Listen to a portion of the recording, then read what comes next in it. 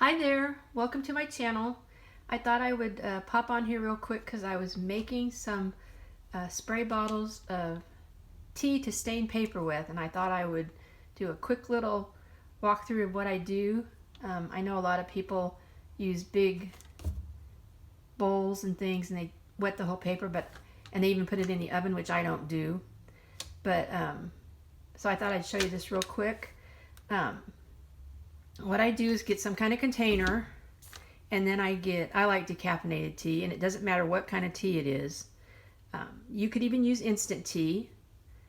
I happen to use the tea bags, and I put a bunch of hot water in it and let a bunch of bags steep. Now usually I'd actually even use more than just, these are six of them, but I only had so many left and I wanted to make some before. But the more that you put in there, the darker the stain on the paper that you're going to get. And then you just let it go until it's as dark as you want. And this might get a little darker here at the bottom, and then I can add it to my bottle to darken it up.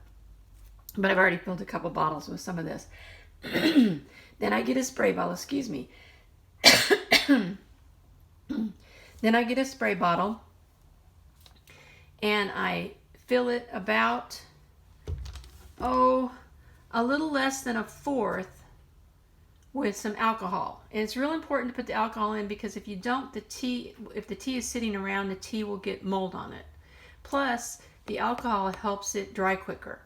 When I first saw how to do this, they said 91%. It's not like totally important to get the 91%. They have, I think the more regular amount is like 70% that works. But if you find the 91%, it works real good. So you just put like, I go to like about there with alcohol and then fill it up the rest with tea. It's not, it doesn't have to be exact. Could use a little less. Probably doesn't have to be very much.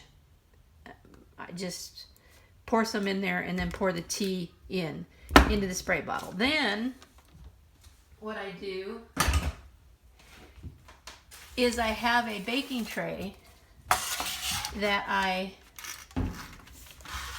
you don't have to put the foil on it, I just do it to help the tray not get so bad.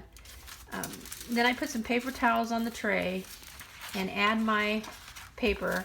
And where I have this sitting, I have a backdrop too. I have something behind it here. It's because when you spray, it sprays out that way. And so it doesn't get the wall where I have it sitting. And I can actually get two pieces of paper on here. But a lot of times I'll just do one. And I also do this method with any of my inkjet paper. It doesn't run. I don't usually do the front. So I usually do it on the back. And I use HP's Instant Ink program. So I'm using HP ink. And I just spray it. And if you want it darker, I like tea stain because it's lighter, and you can do this with instant coffee too. And a little bit of alcohol works just the same. I used to do it that way. I just like my paper a little bit lighter than coffee will do. And then if you have another place to set the paper, like I usually set it out, I can get 4 sheets set out. I'll take it, I'm going to set it over here for right now. And I'll set it out to dry, and then I'll do another one. So I go in little batches of 4 or 5, let them dry for a while. It doesn't take too long if you just keep doing it. Oh, and I don't do it in the oven. I don't like having to worry about whether the paper's going to go on fire or not. And it seems to get a little crinkly for me. So I like to